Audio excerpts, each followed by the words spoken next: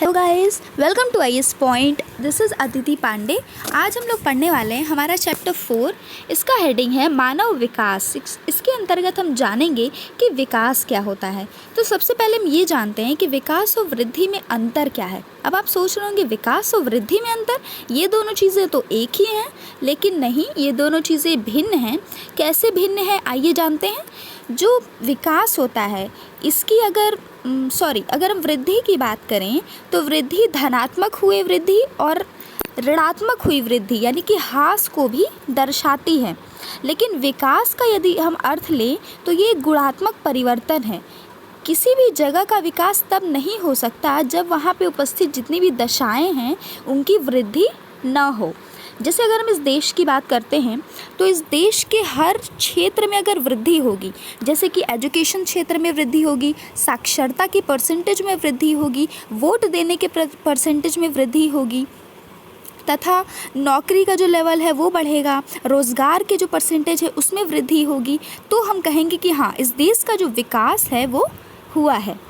अब अगर हम किसी देश के विकास को जानना चाहें तो उसके लिए हम सबसे पहली चीज़ किसे देखना चाहेंगे, मतलब अगर कोई ऐसी चीज़ जो उस देश के विकास के बारे में बता दे तो वो कौन सी चीज़ है? अर्थव्यवस्था।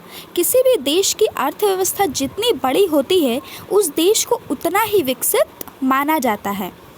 लेकिन इस अर्थव्यवस्था में वृद्धि का अधिकांश लोगों के जीवन के परिवर्तन में कोई संबंध नहीं भी होता है। कैसे नहीं होता है?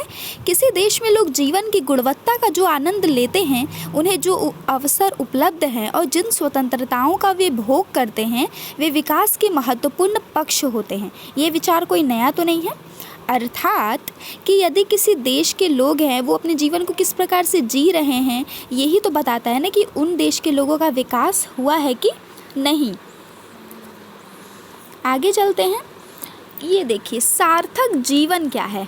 यहाँ पे एक चीज़ लिखी हुई है, सार्थक जीवन क्या है। क्या आपको पता है क्या कि सार्थक जीवन क्या होता है? बताइए मुझे। तो ये जानते हैं और ये कहानी पढ़ते हैं और समझते हैं कि सार्थक जीवन आखिर है क्या। जन्मदिन मुबारक हो शहनाज। शहनाज कहती है थैंक यू। मुझे अच्छे स्वास्थ्य की भी शुभकामनाएं दो। मैं स्कूल की पढ़ाई पूरी करके कॉलेज जाऊं तथा मैं कुछ करने लायक बनना चाहती हूँ। तो उसकी फ्रेंड कहती है अच्छा, तब तो तुम एक सार्थक जीवन जीना चाहती हो। बाल लिंग अनुपात में गिरावट के मुद्दे को संबोधित करने के लिए जैसा कि आप जानते हैं कि भारत सरकार ने बेटी बचाओ बेटी पढ़ाओ कार्यक्रम भी शुरू किया है। तो चलिए इसके बारे में भी थोड़ा समझते हैं। अब हम देखेंगे कि इनमें से कौन सा जीवन सार्थक है। से 1 वर्ष बाद आप अपने आप को कहाँ देखेंगे? ठीक है, मुझे आशा है कि मैं कैंसर रोग की मुक्ति का एक सस्ता और अधिक प्रभावशाली इलाज ढूंढ पाऊंगी। ये एक वार्ता की गई है 2 भिन्न प्रकार के लोगों से। जैसे कि अगर आपसे हम ये बात करें और एक गांव में किसी एक बच्चे से बात करें जो स्कूल नहीं जाते, ठीक है, मान लीजिए हमने उन्हें लिया और आपको लिया। अगर हम आपसे पूछेंगे कि आप 1 वर्ष बाद अपने आप को कहाँ देखना चाहेंगे, या हम आपसे 1 महीने का भी टारगेट पूछें कि आप क्या कर रहे होंगे 1 महीने बाद, तो आप क्या कहेंगे कि हाँ, हमने भी पॉलिटी पढ़ ली है या हमने हिस्ट्री पढ़ ली है तो हम इसे ज्योग्राफी स्टार्ट कर देंगे, या फिर हम अपने स्टैंडर्ड बुक्स को स्टार्ट कर देंगे, या फिर हम करंट पे थोड़ा फोकस करेंगे, यही कहेंगे ना। या फिर हम अपने रिजल्ट्स ले लेंगे जो भी हम कर रहे हैं उसके। और जो वो बच्चा है वो क्या कहेगा? कुछ नहीं करेंगे। क्या करेंगे? क्या लॉकडाउन है, सब बंद है तो क्या करेंगे? घर में बैठे रहेंगे, खेलेंगे, यही कहेगा।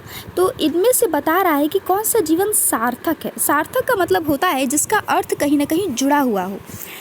इसका मतलब है कि एक सार्थक जीवन क्या है? आपने जन्म लिया, आपने शिक्षा ग्रहण की, आप शिक्षित हुए, आप साक्षर बने, आपने अपने देश के विकास में योगदान किया तथा अपने देश के विकास में जो भी अनुचित आपके लिए जो भी कानून बनाए गए हैं आपने उन सभी का जीवन पर्यंत फॉलो किया तथा आपने अपनी फाइनेंशियल स्टेबिलिटी को भी मेंटेन रखा, जो कि एक महत्वपूर्ण है।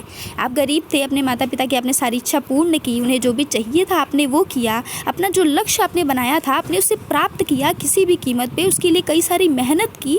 तो इतना सब कुछ करने के बाद जो जीवन आपको प्राप्त होगा वो साक्षर होगा, यानी कि उसका एक अक्षर है, उसका एक मीनिंग है, उसके लिए आपने बहुत कुछ सेक्रीफाइस किया है। सिर्फ आप जन्मे, आपने घर के काम ही कर दिए, कोई जॉब नहीं की, कोई पढ़ाई नहीं की, जहाँ जन्मे वहीं मर गए, देश के लिए कुछ नहीं किया, तो फिर ये जीवन साक्षर नहीं है। ये सिर्फ आपकी पर्सनल चीज़ें हैं, आपने खुद के लिए जो भी किया।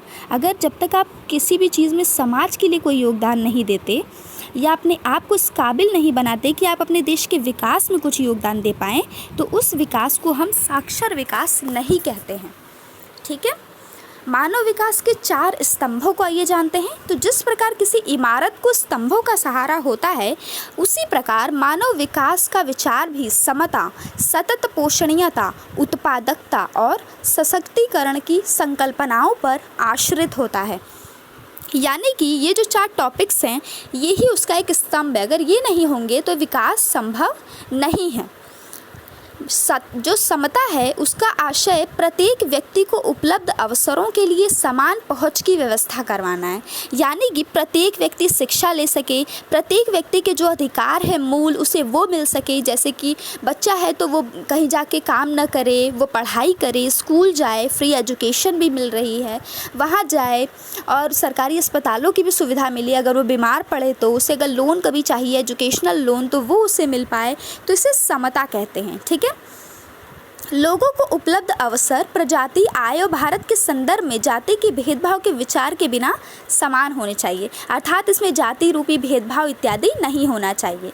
उदाहरण के तौर पे यदि हम ले तो किसी भी, जैसे कि मैंने आप लोगों को बता दिया कि स्कूल जाना, उसके बीच में कोई ऐसा नहीं होना चाहिए कि पिछड़े वर्ग के लोग स्कूल नहीं जाएंगे और जो बड़ी जाति के हैं वो जाएंगे, जैसा कि बहुत पहले होता था, लेकिन अब ये चीज़ें काफ़ी ज़्यादा कम भी हो गई हैं।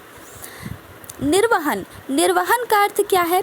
अवसरों की उपलब्धता में निरंतरता। ऐसा नहीं होना चाहिए कि अवसर कुछ समय के लिए ही उपलब्ध हो, सतत उनका पोषणीय मानव विकास के लिए आवश्यक है। मान लीजिए आपने कोई पेड़ लगाया, यदि आप उसे रोज़ पानी नहीं देंगे तो वो सूख जाएगा गर्मी में। मान लीजिए वो ठंडी भर चल भी जाए, आप उसे रोज़ पानी नहीं देंगे तो, लेकिन अगर आप इस कड़ी धूप में भी उसे पानी नहीं देंगे तो वो सूख जाएगा। ठीक उसी प्रकार यदि कोई भी इनिशिएटिव लाया जाता है, कोई भी योजना लाई जाती है, जैसे फ्री एजुकेशन के सर्विस है सरकारी स्कूलों में, अगर आप वहाँ जाके एजुकेशन नहीं लेते हैं, मतलब जिन्हें ज़रूरत है, मैं नहीं कह रही कि सब जाके वहीं पे पढ़ें, लेकिन जो नीड है, जिनकी नीड्स है, उन्हें वहाँ जाके एजुकेशन लेनी चाहिए, एजुकेशन के प्रति आकर्षित होना चाहिए, मोटिवेट होना चाहिए, जानकारी रखना चाहिए कि हाँ हमें, हमारे लिए पढ़ना आवश्यक है। तो वो जाके एजुकेशन नहीं लेते हैं, अगर उसका पोषण नहीं होता है कि बच्चों को जो वहाँ पे मिड डे मील दी जाती है, अगर वो सारी चीज़ें नहीं उपलब्ध हो पाती हैं, तो ये होगा कि हाँ उसे पोषित नहीं किया गया, जिस वजह से वो जो स्कीम है, वो जो इनिशिएटिव है, वो अच्छे से वर्क नहीं कर रहा है। बालिकाओं का विद्यालय भेजा जाना एक अच्छा उदाहरण है। यदि एक समुदाय अपनी बालिकाओं को विद्यालय भेजने के महत्व पर जोर नहीं देता, तो युवा होने पर ये स्त्रियों के लिए अनेक अवसर तो समाप्त हो जाएंगे, उनकी वृत्तिका के विकल्पों में तीव्रता से छटनी हो जाएगी और यह उनके जीवन के अन्य पक्षों को भी प्रभावित करेगा। यहाँ उत्पादकता का अर्थ है मानव श्रम उत्पादकता अथवा मानव कार्य के संदर्भ में है। इंसान को अपनी क्षमताओं का विकास करना चाहिए, जैसे अपने आप में इम्प्रूवमेंट्स लानी चाहिए। आप रोज़ अपने आप को थोड़ा सा इन्हेंस कीजिए कि हाँ आपको अगर ये चीज़ें इस तरीके से आती हैं तो हम इसे थोड़ा डिफरेंट तरीके से करने की कोशिश करते हैं। अगर हम 1 घंटे में पेपर पढ़ते हैं तो हम कोशिश करते हैं कि 15 मिनट्स बचा के पेपर पढ़ें और फिर एक बार हम उसे क्विक रिविजन भी कर सकें। तो ये होता है आपका उत्पादकता यानी कि प्रोडक्टिविटी। ठीक है, तो आज का हम यहीं पे क्लास स्टॉप करते हैं, कल हम आगे कंटिन्यू करेंगे। Thank you so much for watching. अच्छी लगी हो तो वीडियो को लाइक कीजिएगा और शेयर कीजिएगा एंड हमारे चैनल को सब्सक्राइब कीजिएगा। Thank you.